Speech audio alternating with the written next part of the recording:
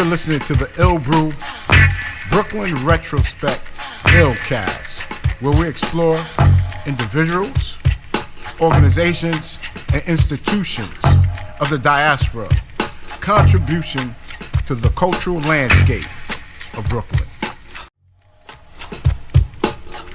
Our first guest is going to be Mr. Richard Dizz Jackson. We're getting ready to take it back to Studio O, 10 Claver Place, 1960s, Brooklyn. 10 Claver Place was located in the heart of the Bedford-Stuyvesant community. The building was known as the epicenter of black culture and politics in Brooklyn, New York City. Information. The Flavor Place, that was them. They opened that place up. That was Studio O. They moved from there to Notion Avenue and between Bergen and St. Mark's. They had a store. Him and Tejibola. Okay. Yeah. And then from there, from there to Reflections on Notion Avenue. From there, Washington and Crown. From there, what? On the Brooklyn scene back then, in terms of the Brooklyn Renaissance that was going on at that time. So we find in Brooklyn, and I got Dizz with me, aka Dizz, Mr. Richard Jackson, from Studio O, Bedford-Stuyvesant, right? Yes, sir. Okay. All right. Well, let's talk about the environment back then. I guess in the I don't know the Studio O time frame. So in the 60s. Okay, so in the 60s. So this is this before the assassination of Malcolm X or after? Let me see. Malcolm X was assassinated in 65. I think 65.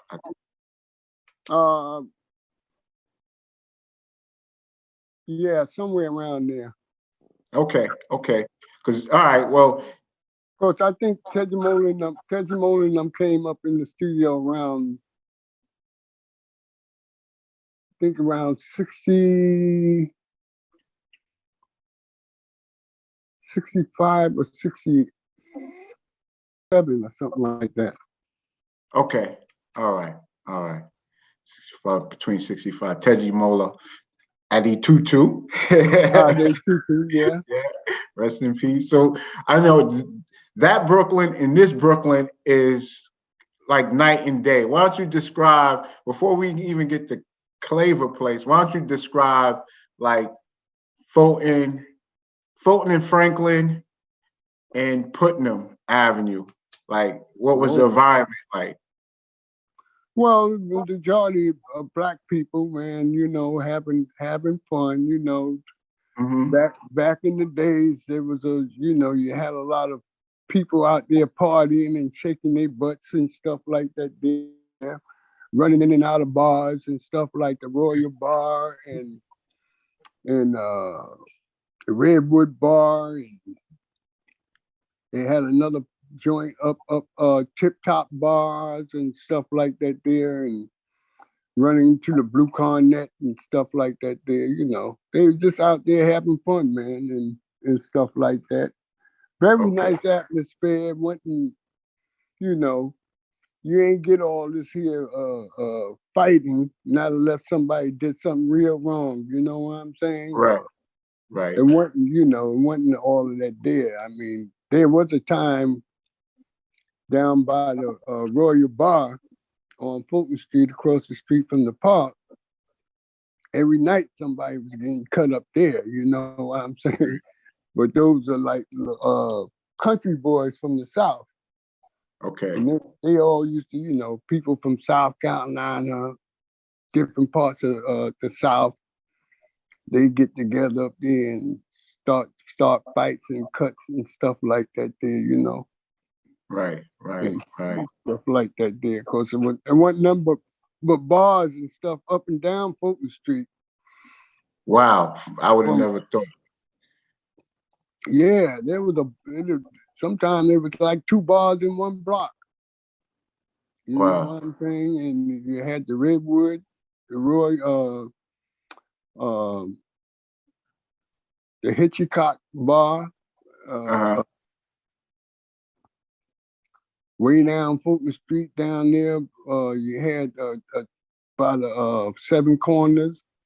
You had Frank Bar.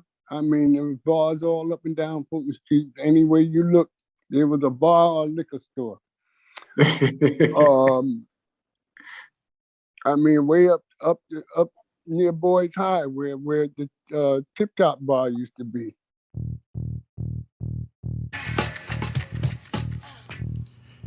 During the mid 1960s, Baba Jakula Cooper, a native of Rocky Mount, North Carolina, and Tejimola Aditutu were members of the Harlem-based art collective known as 20th Century Artists. Members of the Harlem-based collective features such artists as James Sneed, Jamesia, Adimola, Abdul Rahman, and Tom Failings, just to name a few.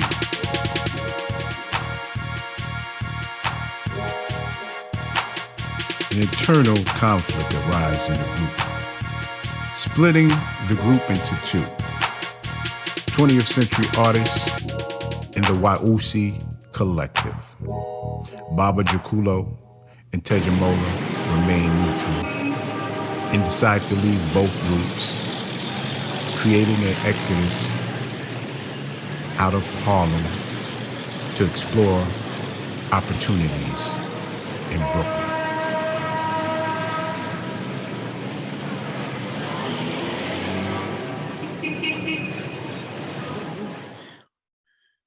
How did you get the 10 Claver Place? Because 10 Claver Place has a lot of history. It's supposed to be the cultural center that brought, the black arts and the black cultural, Okay. black culture to Brooklyn, from my understanding. Well, Jakulo and Tejimola Okay. came from Harlem. All right. I don't know how they found that place, but they found it. Okay. They found it. They came around and they were doing their art. They were doing their art, and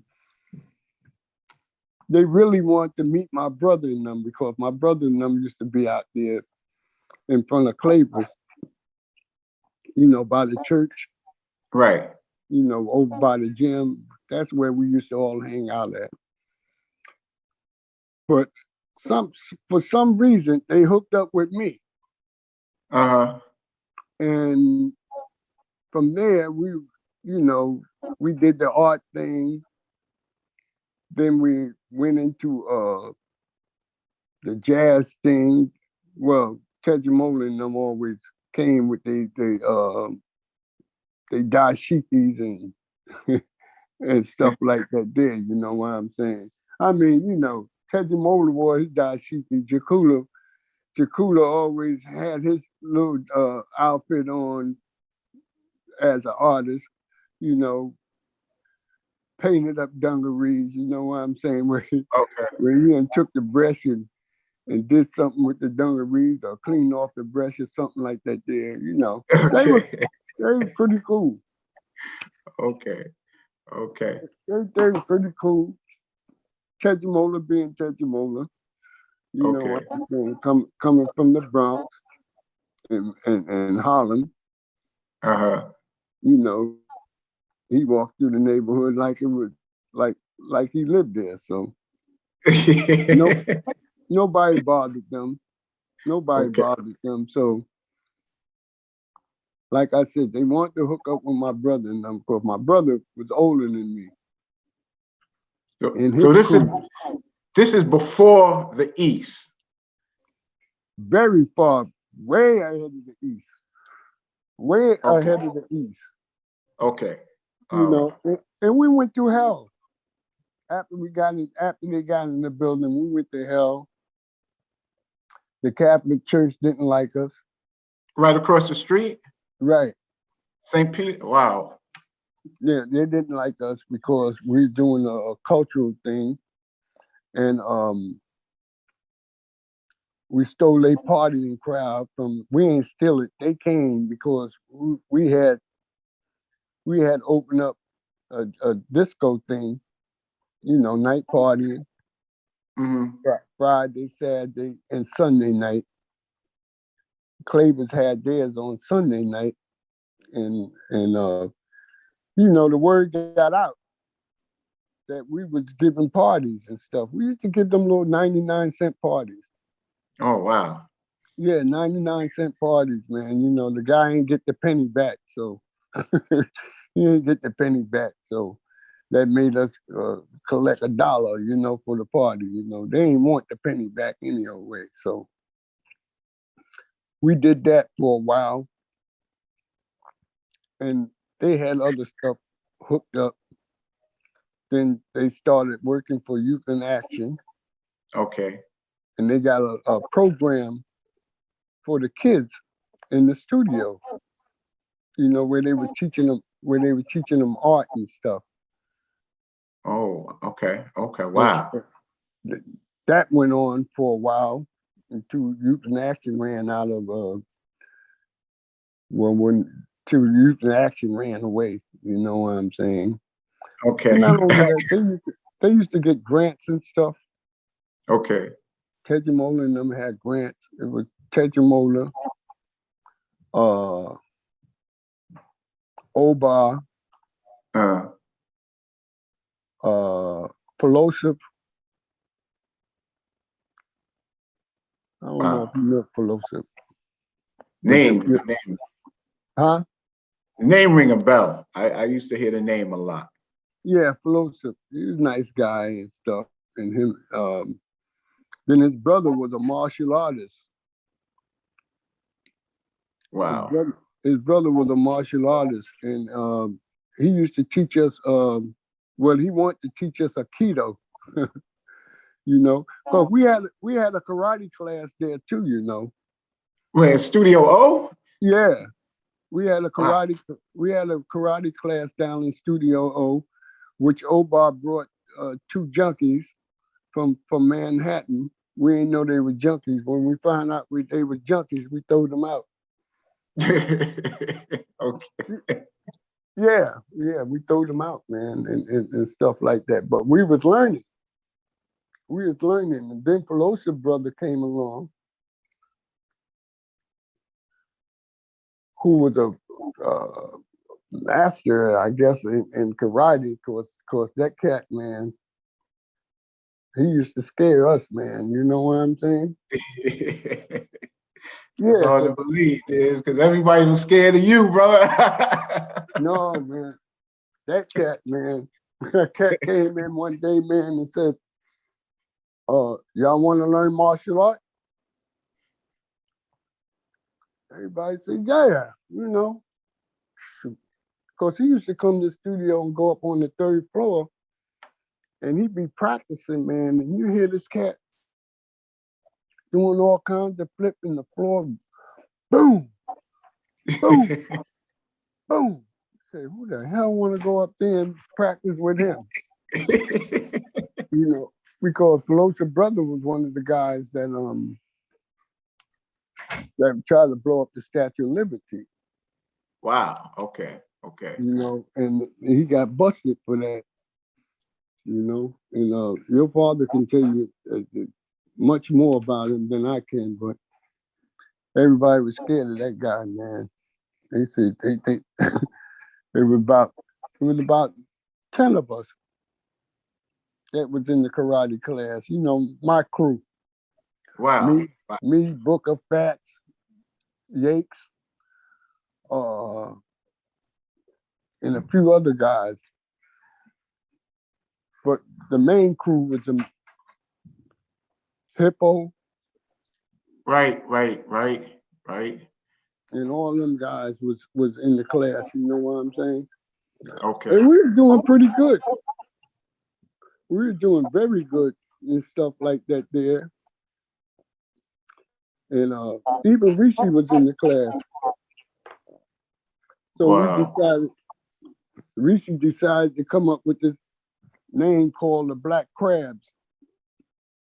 The Black Crabs and stuff.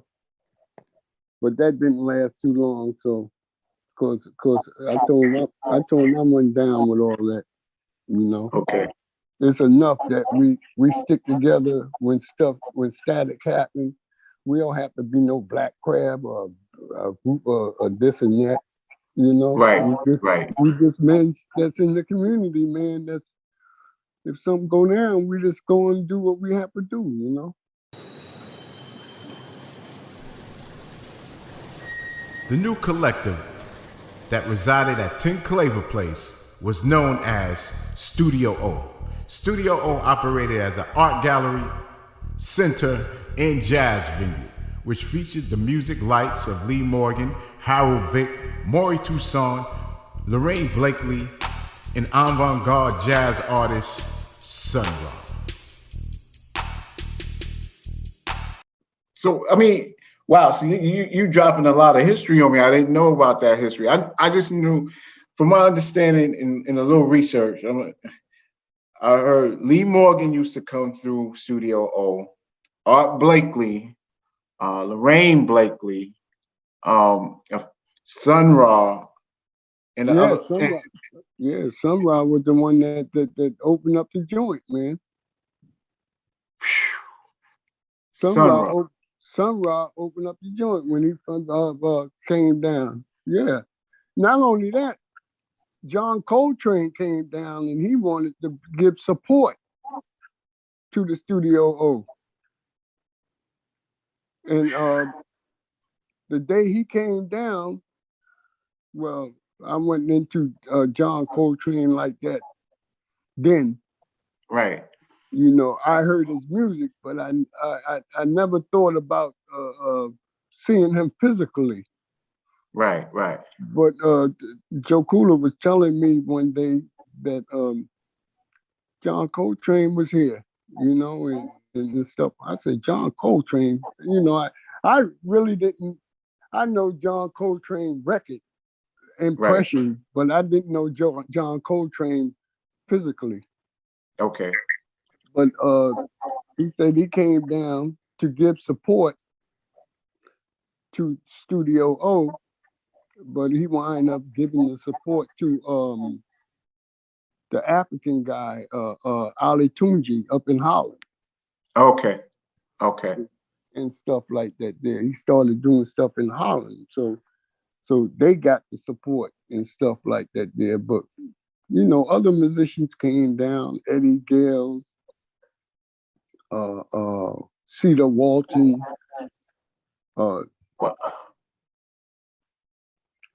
Lee Morgan. Wow. And all them cats came down, that's when Joe Cool and them started. After John Coltrane, Joe Cool and them started giving jazz sets. Okay. And they had a group called Just Us. And it was a women group, but their husbands was musicians. Okay. So they came down, the women's came down, and they started giving jazz sessions and stuff like that there. And so their husbands came down and played.